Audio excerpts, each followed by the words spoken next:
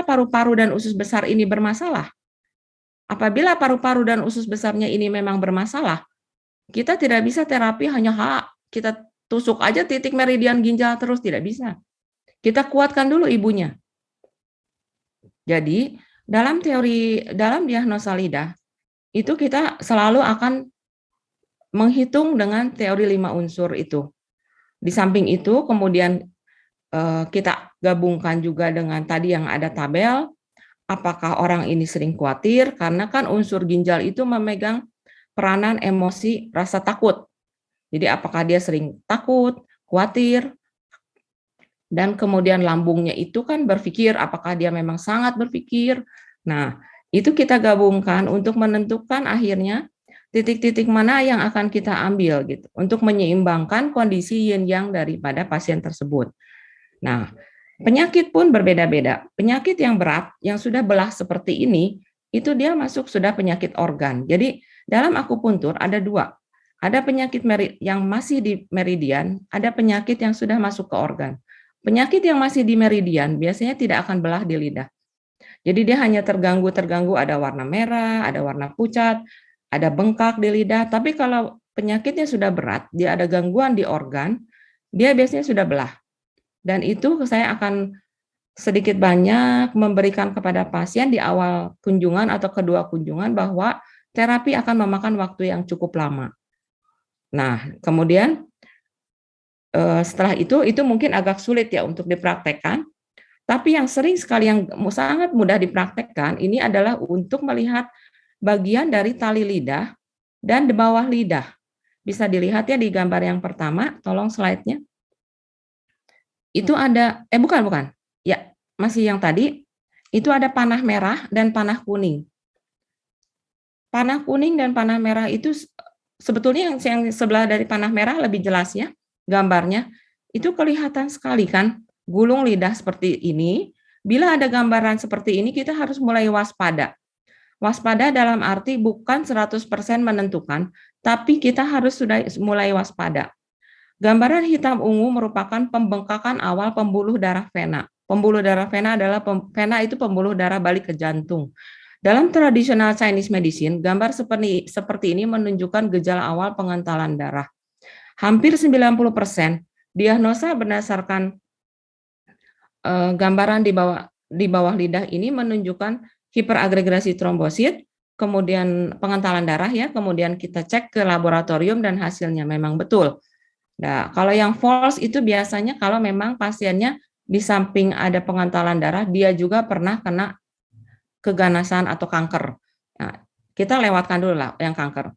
Jadi di sini hanya sebagai gambaran untuk seseorang bisa mendiagnosa bahwa oh darah saya ini mulai nggak lancar nih, mulai kental nih.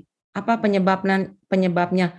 Apakah saya memang ada pola hidup yang tidak baik, begadang, makanan yang berminyak, tidak sehat makanannya, atau mungkin rasa marah yang luar biasa, sehingga menimbulkan pengentalan darah.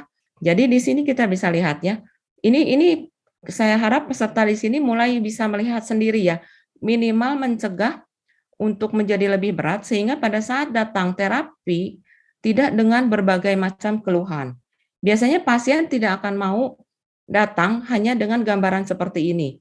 Tapi mereka akan datang bila sudah terjadi pertama vertigo, kedua migrain tidak sembuh-sembuh, ketiga sakit di daerah pinggang atau yang orang sering bilang saraf kejepit, terus mereka ribut saraf kejepit, MRI, saraf kejepit HNP.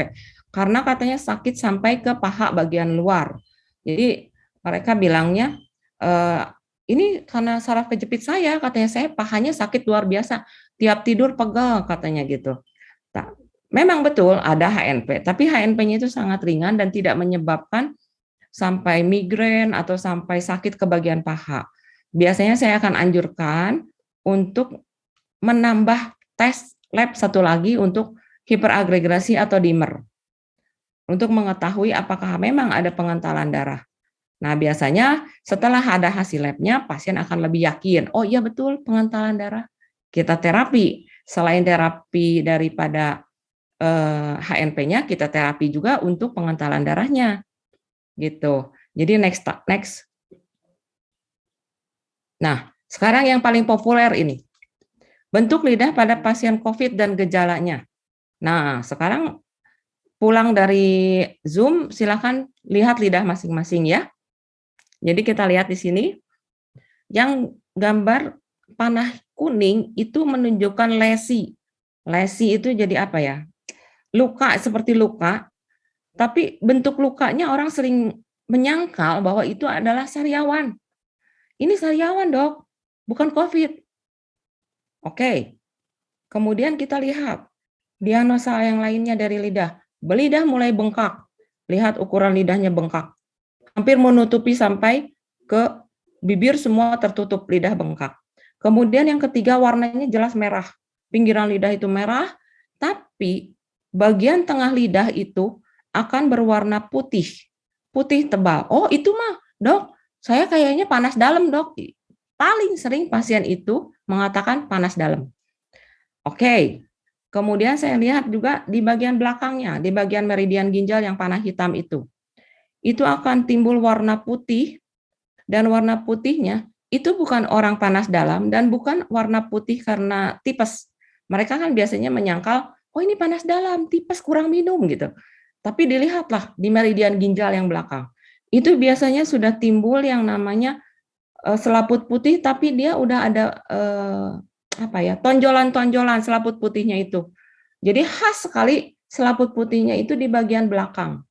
Nah, apabila gejala COVID-nya sudah sangat berat, biasanya di bagian yang depan, di daerah dekat lesi itu, coba tunjukkan daerah dekat yang kuning. Daerah dekat yang kuning itu biasanya sudah timbul bintik-bintik merah. Bintik-bintik merah itu. Nah, itu biasanya COVID sudah positif. Jadi memang COVID sudah positif, tinggal PCR pasiennya, dan ya itu udah termasuk, boleh dikatakan termasuk kategori yang berat ya, maksudnya positif dan memang sudah menimbulkan agregasi trombosit atau dimer sudah mulai naik ya. Kalau ini kan saya hanya kasih gambaran depannya ya. Jadi lidah pada pasien COVID bisa dilihat ada selaput putih tebal. Jadi kalau orang sudah melihat lidahnya ada selaput putih tebal, tolong jangan denial bahwa ini adalah panas dalam atau mungkin ini adalah gejala tipes. Tapi kita lebih baik, karena sekarang zaman COVID, kita lebih baik berhati-hati sehingga tidak menularkan kepada orang lain ya.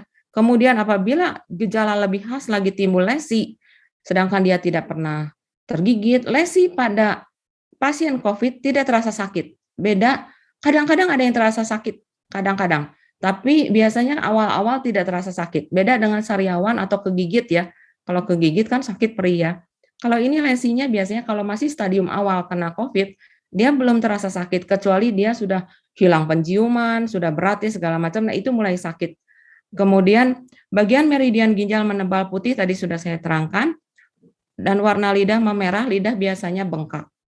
Jadi itu adalah gambaran bagian depannya ya. Saya biasanya tidak akan melihat gambaran belakangnya, karena memang dari gambaran depan pun sudah terlihat bahwa seseorang itu virus COVID itu sudah masuk atau belum, dan kategori berat atau ringan. Gitu. Kalau yang OTG biasanya setelah pasiennya setuju, saya masih melakukan terapi akupuntur, tapi mungkin lebih dengan APD yang lengkap. Kalau memang dia perlu ditolong, gitu. Tapi kalau pasien sudah sangat berat, biasanya saya pulangkan dan suruh isoman dulu. Kalau konsultasi ke dokter ya. Next.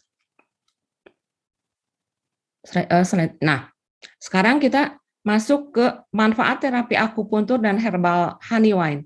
Kenapa saya belakangan ini, boleh ditanyalah ke Dokter Reni. Saya ngejar-ngejar Dokter Reni ini ngirimin herbal Honeywine ini sampai tiap hari, tiap minggu ya. Karena pasien saya banyak sekali yang terjadi hiperagregasi dan gejala ke arah COVID. Nah, kenapa saya pakai ini? Ini tidak bukan karena ya sudahlah Honeywine ini ya udah herbal kita coba. Tidak, tapi saya kelompokkan ke energi. Jadi energi itu dibagi menjadi dua secara besar. Energi yang pertama itu disebut sebagai yuan qi. Yuan Qi itu energi primer, energi bawaan dari seseorang sejak ia dilahirkan. Qi primer atau Qi asli ini tanggung jawabnya dipegang oleh ginjal, disimpan di daerah meridian Tantien kira-kira 3 cun atau 4 jari di bawah pusar. Jadi Yuan Qi ini kita tidak bisa tawar. Dia lahir, seorang bayi lahir, Yuan Qi sudah dibawa dari sejak dia dilahirkan. Tidak bisa menawar karena itu sudah diberikan oleh kedua orang tuanya. Tapi kalau Yuan Qi ini bagus atau jelek, itu bisa dipengaruhi oleh kehidupan kita. Dari mana pengaruhnya? Itu dari Qi perolehan. Qi perolehan kita sering sebut sebagai yang pertama adalah Ku Qi atau Qi dari makanan, kemudian Zong Qi atau Qi dada, itu terkait jantung dan paru-paru. Jadi kita seringkali begini, pertama ngerem aja di rumah, mainan handphone, gadget, sebagainya, tidak ke alam terbuka, tidak. Terus yang kedua kadang-kadang saking tegangnya, kita lupa bernafas. Nah, sungci atau energi dada ini akan terganggu. Kemudian ada energi juga yang namanya sengci atau qi sejati, itu terbentuk di bawah pengaruh qi asli. Jadi ini mah rada beda sedikit ya. Kemudian yin qi atau qi nutrien, yaitu energi yang didapat dari nutrisi, yang selalu ada pengaruh kepada keadaan qi atau darah seseorang. Nah, kemudian yang terakhir adalah wei qi, qi pertahanan. Qi pertahanan itu yaitu imun sistem ya.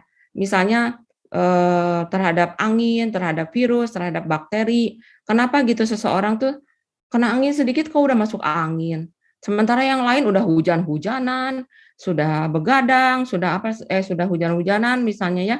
Kemudian waktu dingin juga nggak pakai jaket, kok sehat-sehat aja. Nah, dia wei qi-nya kuat. Jadi semua qi itu energi itu tidak bisa berdiri sendiri, saling mempengaruhi. Qi asli tidak dapat bertahan tanpa dukungan qi perolehan. Jadi Yuan Qi atau Qi asli itu merupakan materi dasar untuk memproduksi Qi perolehan.